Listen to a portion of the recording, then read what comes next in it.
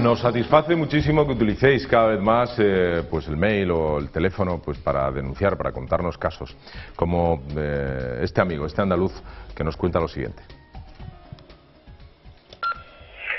Hola, buenos días. No sé si hablar con vosotros a través del contestador o mejor escribir un email. Os digo de qué va el tema.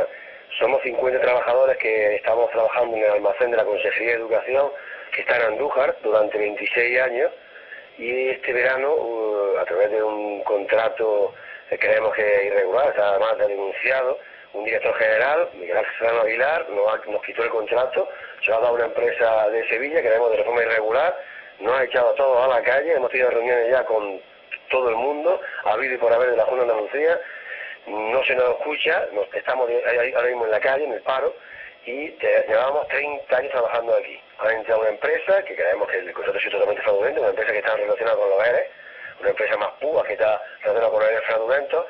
Por favor, si no nos llaman, mandar un mensaje al programa. Gracias.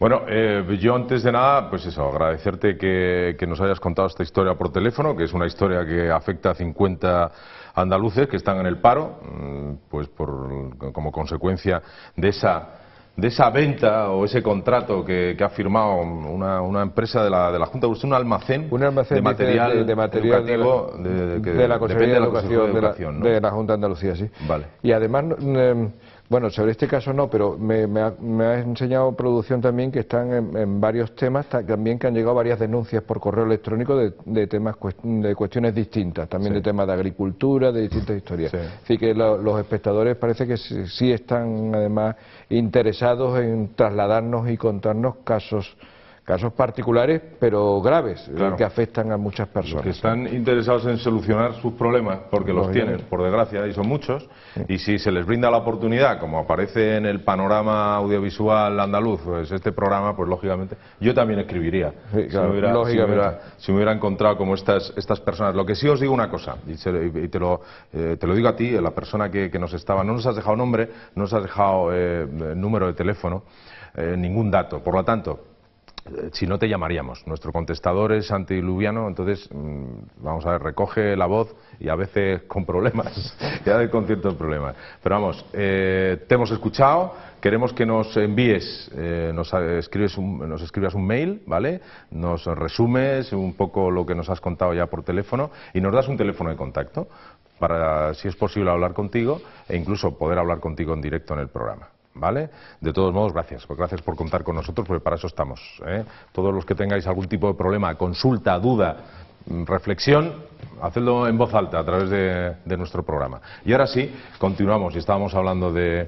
La palabra la tenías tú, Andrés, y habías puesto, además... No, lo que me estaba refiriendo es a los informes de intervención, que lo que decía es que no son solamente importantes porque eleven las alertas durante reiterados años, sino también a quién se eleva, ¿no? A partir del año, desde el 2004 al 2005, el que es consejero de Economía y Hacienda es José Antonio Griñán, hoy presidente de la Junta, y desde la propia intervención, hay documentos que a quien mandata, que se traslade, a quien va dirigido. Claro, es al propio consejero, ¿Y qué dice el señor Griñán? ¿Cuál fue en este caso la estrategia de defensa por parte de la Junta de Andalucía?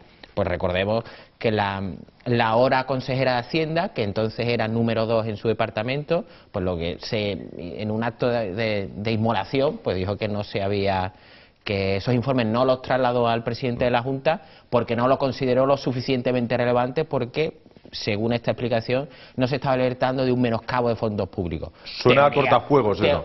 Claro, fue un parapeto, un dique, para que no le salpicara directamente al presidente de la Junta.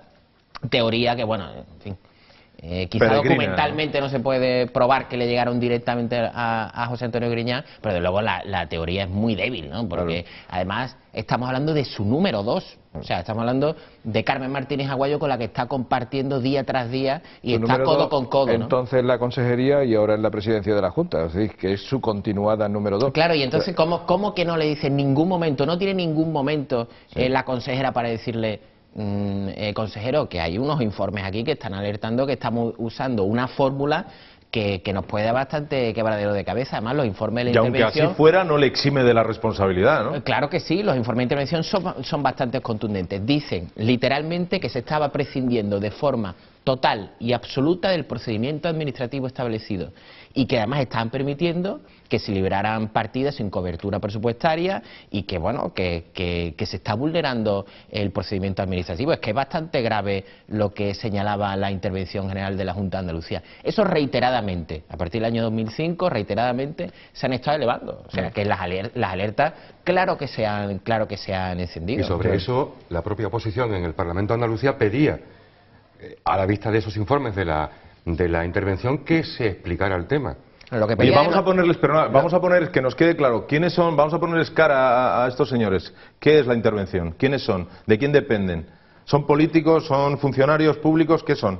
Hombre, la intervención son funcionarios de la propia Junta de Andalucía. Máximo órgano fiscalizador del gobierno. Son profesionales. Profesionales. O sea, eso sí funcionó. Eso sí funcionó. La parte esa sí funcionó, ¿no? Y todo vino a raíz, si no mal no recuerdo, del tema del IFA. A partir de ahí vino todo. ¿A partir del IFA cómo? Quiero decirte que se empezaron a aceptar que partidas presupuestarias claro, o partidas de dinero que formaban parte... El IFA y luego la idea es el órgano encargado de transferir todo ese dinero. Es que además, y de ahí es que lo grave es que todo este dinero ni ha aparecido en el BOJA, ni ha llegado al Consejo de Gobierno. Una opacidad absoluta. Ese es el problema, insisto, que nos puede alarmar mucho, nos puede escandalizar mucho todo el tema de lo de los bares de copa, de lo de las juergas, de lo de Sierra Morena y lo de la cocaína.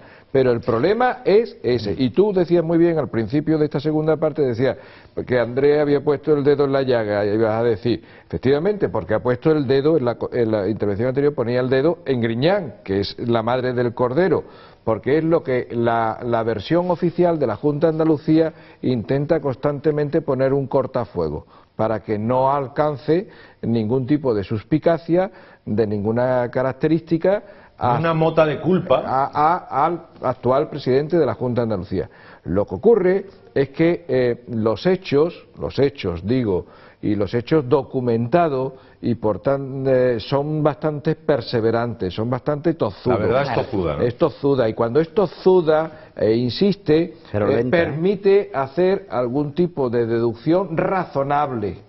Evidentemente no puedo tener ninguna causa, ni ningún hecho, ni ningún testimonio directo para apoyar esto, pero sí una deducción razonable. Es decir, cuando estás viendo que en una administración autonómica hay un fondo, insisto, opaco, que no se sabe la cantidad, ni cómo se va a administrar, ve que carece de todo tipo de procedimiento administrativo, tanto sus publicaciones como la documentación, como el control posterior, etcétera, de todo tipo de procedimiento administrativo. 3, que se concede de una forma arbitraria, completamente arbitraria, tan arbitraria que este señor le cuenta a su chofer que él puede dar lo que le dé la gana, la cantidad que le dé la gana, y de hecho parece ser, según cuenta el chofer, que da lo que le da la gana. Entonces, y acabo, y además hay una serie, que es lo que están ellos hablando precisamente, de informes de alerta de la intervención general de la Junta de Andalucía. Entonces, es que, verás tú, es verdad, no hay ningún hecho que demuestre nada, excepto que el señor Griñán era el consejero de Economía y Hacienda en ese momento, que se estaba haciendo este tipo de irregularidad tan manifiesta, tan clara, tan exagerada y con tal falta de control que desde luego lo mínimo que se le puede suponer es que era un irresponsable o una persona que no tenía para nada el control de su propia consejería. Un segundito nada más. A todo esto ya es hora y momento, dada la magnitud del escándalo, que el presidente de la Junta dijera algo. La callada por respuesta y Canal Sur Televisión, yo creo que debiera, que es el ente público andaluz, debiera dar un poquito de ayer entrevistaron en Canal Sur Radio por la mañana al presidente de la Junta y cuando ya se conocía de la madrugada previa, se conocía todo el escándalo de Francisco Javier Guerrero, y en este caso el encargado de conducir las mañanas de Canal Sur Radio ni siquiera le pregunta al presidente de la Junta por no este escándalo. No se habló ni media palabra de este asunto. Curiosamente, cuando toda España desayunaba con el escándalo, estaba el presidente de la Junta en Canal Sur Radio, entrevistado por Tom Martín Benítez. Obviamente ya habría un guión previo de decir este tema ni lo tocamos. Ni se toca. Pero a mí me gustaría hacer un par de matizaciones muy importantes. Lo primero, que nadie se llame engaño, que los seres son algo legal y solidario. Son expedientes reguladores de empleo.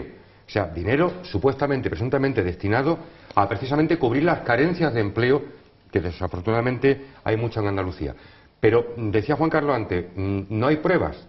Sí hay pruebas, porque es que ya todo esto está derivando. Perdona, no hay pruebas, me refería a señalar directamente, a personas. Me refería a eso, ¿eh? Pues, hay una gran cantidad de pruebas. Está en el expediente instructor de la jueza Laya, evidentemente. O una de las pruebas, por ejemplo, Juan Carlos, de esa partida 31L, que se va a hacer muy familiar, de ese dinero, de esa cantidad de millones, ya, por ejemplo, ya hay 1.500 prejubilados andaluces que no pueden cobrar de ese dinero de los seres porque la aseguradora que tenía que facilitarles el pago a través de la Junta no tiene garantizado precisamente el cobro. Por tanto, no ha servido para nada. Se ha hecho un uso fraudulento de ese dinero. Y yo decía anteriormente que me gustaría, si me permitís rápidamente, la anécdota de la medalla. Sí. Ayer en la portada de ABC aparece el señor Guerrero con una medalla, habéis visto en la chaqueta. Esa medalla corresponde a un prestigioso colegio profesional de Andalucía. Cuando se le impuso dicha medalla, hay un famoso, magnífico hotel que existe en Sevilla, conocido de todos, en el que este señor celebró la concesión de la medalla. Allí estaba, si mirabas para un salón, repleto, hacia otro salón repleto, y no faltaba ni gloria bendita. Y este señor comentó, no preocuparos y tranquilos que esto lo paga la consejería. Silencio. Sí, es que... Silencio. Es que después de las cosas que estamos viendo... Sí, pero esto es totalmente cierto. Eso casi... Qué pena. O sea, lo pagábamos todos. O sea, la consejería, el dinero del que él disponía libremente, fue el que pagó un agape que fue más que un agape. Eso te lo dice una fuente conocedora del... Una fuente... Un asistente. Una fuente totalmente fiable que no voy a decir públicamente, evidentemente. ¿El chofer? No. Una persona muchísimo más importante que el chofer. Pero que esto es totalmente... El chofer, cuidado que le llamaban el ministro, ¿eh? Cuidado con los choferes. En su pueblo le llamaban el ministro. De hecho, en su pueblo le llamaban el ministro al chofer. Del otro. De hecho, este colegio se está planteando el retirar esa medalla. Sí, es verdad una cosa. O sea, se lo están planteando antes. Hombre, se están planteando, quiero decir, se están planteando porque hay que argumentar un informe negativo para pues tiene esa distinción. Argumentos tiene... O sea, que no saben por dónde empezar, ¿no? A ver cómo le meten mano, pero se las quieren quitar la medalla. No, es verdad que estamos hablando antes de cómo está demonizado el político, cómo está... No, Guillermo. Cuando os lo diga... la medalla... Él estará preocupado por devolver la medalla. Sí, seguro. Yo creo que es su principal motivo de preocupación. Seguro. No, lo que pasa es que este señor no se paraba en nada. O sea, si esto también se confirmara... Yo ahora mismo me río, pero no te van a reír. Diciendo, a ver, no tenemos muchos argumentos, pero algún argumento tenemos que coger. No, pero que creo que estamos un poco siendo cómplices, digamos, de esa estrategia de la Junta de demonizar y centralizar todo el problema en este personaje y en dos más. Estoy contigo, José. Y cuidado. Bueno, hasta cierto punto hemos hablado del informe de intervención con Griñán. Bien. Pero también es verdad que hay que ser un poquito... Pero bueno, es que tiene elementos de opereta, vamos a hablar claro. Sí. Pistola, hay cocaína, hay chofer, bueno, yo creo que chicas, más de gangsterismo que de opereta. Sí, pero hombre, siendo España, tú sabes, ¿no? Sí, pero más de gangsterismo, porque ya la Agustín da cosa reírte de un tema como este. Exacto, o sea, te ríes, pero dices, macho, sí, pero es cierto, pero bueno, vamos a ver, aparte de una responsabilidad penal y jurídica que existe, muy grande, hay una responsabilidad política. Se me viene a la memoria ahora mismo, bueno, todo el mundo nos acordamos de Antonio Asunción, cuando fue ministro del Interior y se le escapó Roldán. ¿Qué ocurrió? Compareció, mire usted, yo no tengo la culpa de que se haya escapado, pero el responsable del Interior soy yo, me voy, dimito. Claro. Aquí no dimite nadie, aquí nadie ha dicho ni media palabra. Hay un pleno esta semana en el Parlamento, a pesar de que enero es un mes inhábil, por cierto, que las elecciones se convocan el 28 de enero a la Junta de Andalucía. ¿28 de? Enero. De enero, ya nos da la fecha. Hazme la cuenta, que yo soy muy 40 días. 40 días. 28 de enero... 25 de marzo elecciones. 25. Casi con toda seguridad, con seguridad. 25 de marzo. De marzo. Sí, era la fecha que se... Pero tenía un plazo para convocar las elecciones, lo va a hacer justo antes del Congreso Federal, va a ir al Congreso Federal y inmediatamente después la campaña. 25 era la fecha, incluso sí, lo que se barajaba. Javier Arena lleva diciéndolo ya varias semanas. Enero es un mes inhábil del Parlamento y hay un pleno, y precisamente en ese pleno Griñán va a tener que decir muchas cosas. ¿Os viene bien esa fecha? No he visto mi agenda, no sé, la consultaré. Casi con seguridad sería el 28 de enero. Sí, ¿no? Cuando se convoquen las elecciones. Se disuelve el Parlamento, bueno, evidentemente... De todas maneras, con sinceridad, llega tarde. Debían de haber sido ya. Para lo que estamos viviendo, para el achicharramiento que estamos viviendo, tanto económica como política y socialmente, llegan tarde. Es una prolongación de una agonía que no tiene sentido. No tiene sentido ninguno. Esta situación que estamos viviendo presupuestariamente, esta situación de achicharramiento general de todo el mundo. Claro, pero como la estrategia de además separarla por primera vez en la historia en las elecciones nacionales y autonómicas, precisamente la estrategia era aprovechar el desgaste que va a suponer las medidas de recorte o las reformas que vaya a hacer el gobierno central. Ha interesado estirar el chicle. El problema es que mientras tanto le están explotando en las manos de estas bombas, ¿no? Es el último cartucho y el único que tiene el a mí me gustaría llamar la atención sobre algo que ha dicho antes de la publicidad Guillermo. Guillermo, has hablado de que vamos a ir conociendo con cuentagotas datos que nos va a gustar a todos los andaluces conocer. Van a aparecer muchos más datos. Y repito, alguien le está pasando factura a alguien. Dentro del propio gobierno andaluz. O sea, aquí todo se paga, está claro. Y todo esto no son más que zancadillas que se están poniendo. Y vamos a conocer más cosas, van a salir muchas más cosas. Muchísimas más. Muchas. Y cada vez más graves. Esto ha sido un poquito la punta, como decía antes Andrés, la punta del iceberg. Bueno, yo no creo ni siquiera que sea la punta del iceberg, sino que hay, igual que después de la declaración de Francisco Javier Guerrero, lanza aquello del fondo de reptiles, es como una especie de matrícula, de un anuncio de una especie de luminoso en el que tú etiquetas un caso.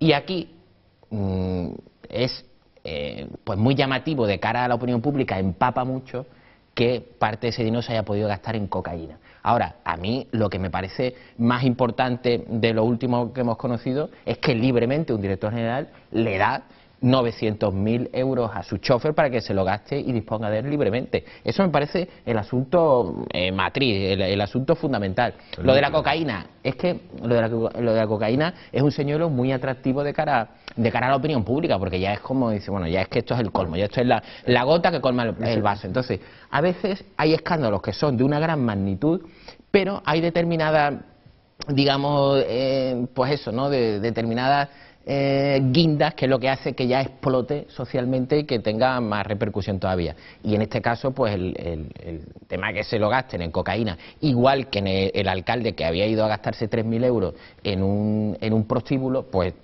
eso rompe más en la opinión pública que otro caso, pese a que sea de una dimensión mayor. Sí, porque yo recuerdo todavía el correo que nos envió hace 2 semanas un andaluz diciendo que no tenía que comprar juguetes a su hijo, ¿sabes? Y esto no es populismo ni demagogia. O sea, yo pienso en esa persona y pienso en los otros. Y hay dinero del fondo reptiles que mientras tanto pues iba a la compra de cocaína o iba a gastarse en copas o en cualquier cosa. Pero a mí lo que me sorprende es que este señor además, perdona, es que diga José Luis, ahora entras. Que quiere volver a trabajar de funcionario en la Junta, el tal Guerrero.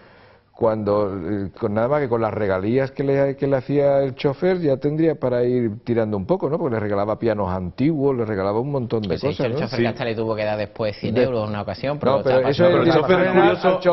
El chofer en su declaración dice que bueno, que le compraba por encargo cosas, ¿no?, concretas. Pero cuando iban paseando, a lo mejor en estas tardes de abril de Sevilla, pues se paraba delante de un escaparate y le hacía gestos ostensibles de que quería conseguir algo. Y automáticamente él lo daba ya con los 100 euros que luego dice que lo ha pasado mal, y entonces, ¿cómo te va? Me va mal, pues toma 100 euros como limosna y cállate de momento. También, ¿no? Que estamos hablando de 150 millones de las antiguas pesetas, ¿eh? Claro, exactamente. 150 Lo que millones pasa de las es antiguas que pesetas. entre copa y copa y entre juerga y juerga, el que se dijeran dame nombres de amigos, de familia, tal, a lo que yo pueda, que yo dispongo libremente del dinero y le doy subvenciones, justifícame proyectos de empresa que no existen, me remito otra vez a lo mismo que te comentaba anteriormente, que le vamos a dar una subvención. Eso es lo realmente grave.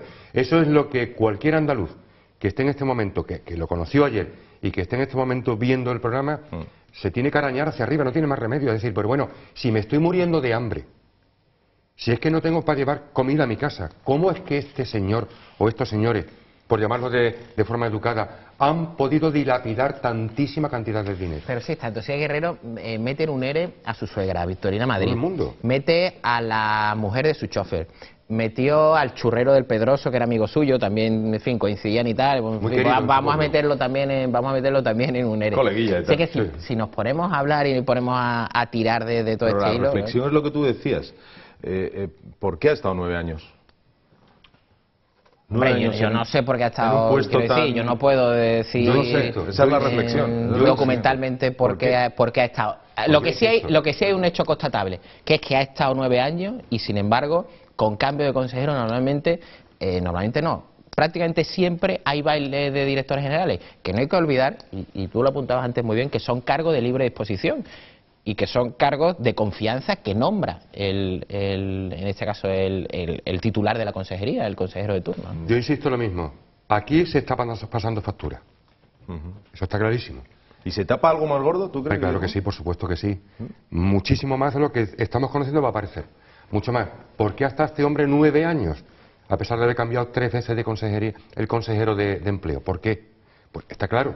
Lo mismo la semana que viene rescatamos este momento del programa donde Guillermo Riol decía esto.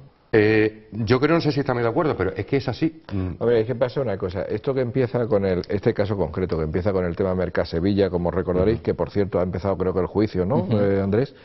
Ha empezado el juicio del tema Mercasevilla. Bueno, pues evidentemente lo que va ocurriendo es que va avanzando y no es de descartar lo que dice Guillermo, porque se generan investigaciones policiales, hay una instrucción de una jueza, la jueza Laya, se genera presión social también sobre personas que son imputadas o simplemente sospechosas o que simplemente intervienen en el proceso de alguna forma. Entonces, la conjunción de todo ese tipo de asuntos pues puede ir derivando por un sitio, por otro o por otro de más allá. Es decir, esto que llegó con la rebaja, esta noticia que llegó con la rebaja, pues evidentemente no la olíamos, y nunca mejor dicho, durante las Navidades, no nos la imaginábamos. Y mira tú por dónde, el primer lunes tenemos esto, Luis. No, sí, es que no pega lo que iba a decir hace una hora ya. José Luis, siempre pega lo que tú dices. No, hombre, yo es que creo que estamos como volviendo a esa España de la charanga y pandereta, porque se convierte en casi folclórico este tipo de actitudes, ¿no?, de cargos públicos. Pero a mí me da mucho miedo que sigamos insistiendo en la demonización del político, porque no olvidemos que aunque esto no es un caso aislado, y yo soy el primero que lo defiende permanentemente, que es a diario, pero la proporción sigue siendo a favor de la gente honesta. Si en España hay 8.300, 8.400 ayuntamientos, un alcalde se gasta 3.000 euros en prostíbulos, es un escándalo. Pero seguramente son 50 escándalos, o 100, 200, 500 alcaldes que sean unos chorizos. Todavía nos quedan 7.000 y pico que no. Quiere decir, vamos a ser consecuentes con que el hecho de ser político no significa ser un chorizo. Pero en Andalucía se da una circunstancia muy concreta, que también lo hemos comentado más de una vez, y es que 30 años sin que nadie te toque, 30 años que tú sabes que estás comprando unos votos, que estás subvencionando a todo el mundo, que estás callando boca, que estás aquí no hable nadie, los sindicatos, que todo el que vaya a levantar la mano le damos su dinerito. Eso te da una sensación de tranquilidad, de saber que puedes hacer lo que te dé la gana, que te permite el lujo de hacer público. Yo puedo dar dinero y no tengo que justificarlo. Cuando tú eso se lo dices a tu propio chofer y decimos y damos cantidad de esa magnitud, pues entonces que esto es anchas Castillas. Lo que pasa es que el caso andaluz es especial, pero es que luego el caso de la Consejería de Empleo es doblemente especial. Es que estamos hablando la trama de los ERE, que ya tiene una dimensión estratosférica, el fraude de las ayudas europeas, el fraude de los discapacitados, el fraude de los cursos de formación. Es que súmale y sume. Y luego la indiscriminada y además sin control partida para talleres de empleo, que ya lo vimos, y los talleres de empleo que además se le exoneraba a los ayuntamientos de que tuvieran que justificarlo en tiempo y forma. Y ahí que te lo voy dando, que tú no me tienes que justificar nada. La orden en la provincia de Sevilla afectaba había muchos ayuntamientos, porque la mayoría, en el momento en el que se exoneró, eran del Partido Socialista, pero se exoneró a ayuntamientos y se exoneró también a otras entidades. Entonces, es que estamos hablando de un serial de casos de fraude tan repetidos y tan grandes de la Consejería de Empleo, que es que lo hace que sea de manera especial y de manera significativa. Pero si le ponemos números, quiero decirte, ¿cuánto puede haber implicado en este escándalo? 500 políticos. Bueno, pues son 500. Quiero decirte, hay miles en yo este estoy país. contigo y además... Entonces da mucha pena que todos los políticos son iguales. No, señor, todos los políticos no son iguales. Tenemos la esperanza de que esto haya un cambio radical para que no pasen este tipo de barbaridades. Estoy tanto contigo, que además que creo que hay un doble peligro con eso, que en el momento en el que se demoniza toda la opinión pública, el peligro es de caer, pues eso, en un salvapatria, en alguien que venga... Efectivamente, o sea, que yo creo que hay que llamar... Lo que pasa es que de verdad, es que en el caso de la Consejería de Empleo, o en el caso andaluz, es que ya es muy llamativo, ¿no? Es que te cuesta hasta decirlo, Andrés. No, te cuesta hasta reconocerlo. Soy periodista, pero tengo que decirlo. No, es casi donde ha rascado, ¿no? Y los propios funcionarios de la Junta de Andalucía, que ahora, pues afortunadamente se manifiestan y hablan más que en ningún otro momento en Andalucía, y eso también ha sido muy importante. Oye, pues te dice, es que donde casi que rascan, ¿no? Tanto en subvenciones como en partidas de este tipo, ¿no? Nos vamos a ir a publicidad y encaramos ya la tercera y última parte, el último bloque del programa, un programa vivo, como siempre, apasionante, porque habla de nuestra realidad. Volvemos enseguida, hasta ahora mismo.